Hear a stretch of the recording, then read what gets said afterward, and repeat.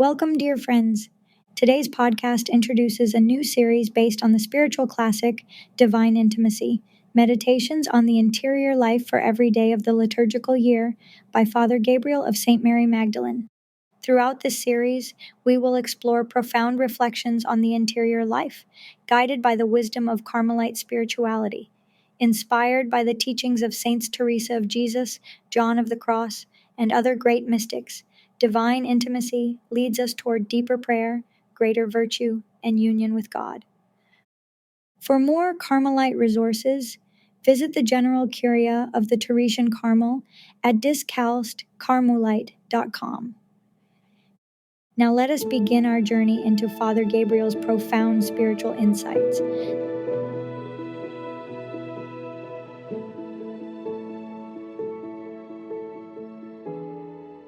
Okay, so we're diving into something pretty special today, kicking off a brand new series.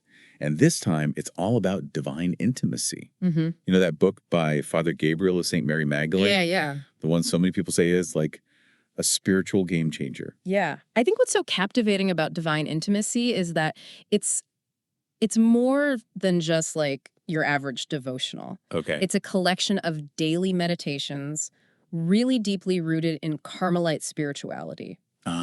So we're talking about like the tradition of saints like Teresa of Avila and John of the Cross. Yes. Big names when it comes to like mystical prayer. Right. Okay. Absolutely. And that's what makes this deep dive especially exciting, I think, for anyone drawn to that tradition. Yeah. Divine intimacy offers a really powerful way to connect with your faith, kind of through the lens of Carmelite spirituality, which is all about seeking deep personal union with God. Mm-hmm. This book essentially becomes your roadmap for that journey. I like that. A roadmap. So for someone listening who's maybe never like cracked open divine intimacy, what can they expect from this series? Think of it this way. Each episode will be like a companion to the daily meditations in the book. Okay. So we'll be reflecting on the themes that Father Gabriel presents, but we'll also be offering like practical insights to make this rich text, well, a little less intimidating and a lot more relevant to your everyday life. I love that. No matter where you are in your spiritual journey, you're welcome here. But here's a question that kind of popped into my mind. This book was written a while back. Right? Yeah. What makes it so relevant for us today? Yeah. You know, in our modern world. Yeah, that's a great question. You see, the wisdom in divine intimacy is timeless, really. Okay. It's about living a life of holiness, of genuine intimacy with God. Mm-hmm. And honestly, that's something I think we all crave no matter what century we're living in. And if you're interested in like exploring mental prayer, something that St. Teresa of Avila wrote about extensively, that this book is an especially helpful guide. Mental prayer. You know, I bet some people listening might be wondering, what exactly is that? It sounds a bit mysterious, doesn't it? It might sound a bit unfamiliar at first. Yeah. But it's really about creating a space for silent conversation with God. In the quiet of your heart, imagine stripping away all the distractions of your day and just focusing on communicating with the divine. Yeah. It's all about fostering a deeper, more personal relationship with God. Oh, so it's like having a heart-to-heart with God. Exactly. And that's one of the beautiful things about divine intimacy, right? It makes this type of prayer accessible to everyone. And one thing I've always heard about divine intimacy is that it's like full of hope and love. Yeah. It's not just like a list of rules or anything like that. Absolutely. It's not about fear or judgment at all. It's about drawing closer to God through love and finding encouragement on your spiritual path, wherever you may be. So let's unpack the way this book is structured. Father Gabriel was very intentional about how he organized these daily meditations, wasn't he? He absolutely was. The meditations actually follow the liturgical year, which is brilliant. Okay. Because you can easily integrate them into your daily prayer life. Yeah. Throughout the year, you'll encounter different themes that correspond to the different seasons. Okay. For example, during Advent and Christmas, the focus is on holiness and intimacy with God. Oh, I see. So like preparing our hearts for the coming of Christ. Exactly. Setting the tone for the season. Yes. Then, as we move into Lent, the focus shifts to purification and detachment. Okay. These are themes that connect to the Passion of Christ. That makes sense. A time for reflection and letting go of things that might be holding us back. Mm-hmm. Then, during the Easter season and Pentecost, the meditations dive into themes of prayer, virtue, and the Holy Trinity. Wow. And finally, during ordinary time, which makes up the largest chunk of the liturgical year, you'll find meditations on Mary, the Sacraments, and the Beatitudes. Wow.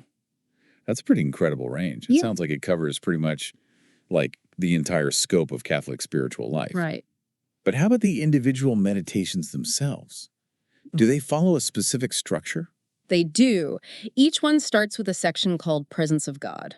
Okay. It's essentially a moment to pause and orient your heart towards God. Yeah. Kind of like setting the stage for your prayer time. So creating a sacred space, even if it's just mentally. Yeah, I love that. I love that. From there, you move into the reflection and reading. Okay. This section often involves scripture passages, insights from theologians, or writings from the saints. So you're immersing yourself in the wisdom of the tradition, letting those words speak to your heart. Exactly. And then comes the most personal part, the colloquy.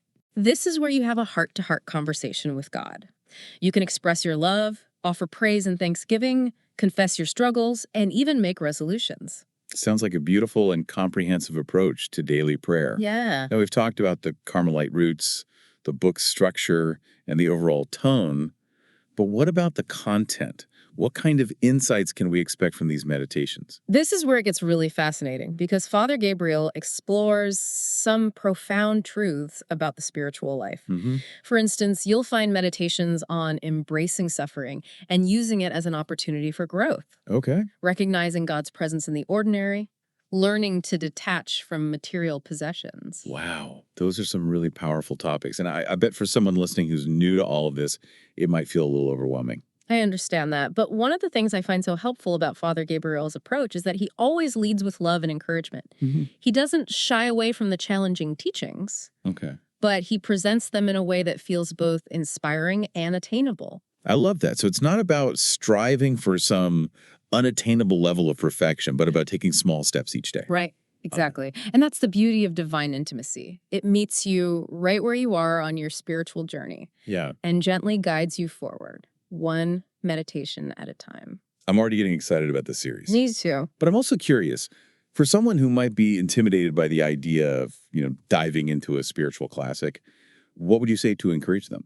I'd say don't be afraid. Come with an open heart and a willingness to learn and grow. Yeah. Father Gabriel's wisdom is truly a gift, and I believe these meditations have the power to transform your life if you let them. I think our listeners are going to be blown away by the depth and richness of divine intimacy. I think so too. What I'm really excited about is how this series will bring those insights to life. We're not just going to talk about the book. We're going to unpack it, explore its deeper meaning, and most importantly, figure out how to apply it to our everyday lives. Exactly. We want this to be a journey of discovery for everyone, a chance to deepen our relationship with God and with each other. Now, before we move on to part 2, I want to take a moment to address you, the listener, directly. We know you're busy, and you might be wondering, is this series really worth my time? We believe it is. We believe that divine intimacy has the power to change your life, to bring you closer to God, and to help you experience the fullness of life that He desires for you. So stick with us. Join us on this journey. We promise it will be an adventure worth taking.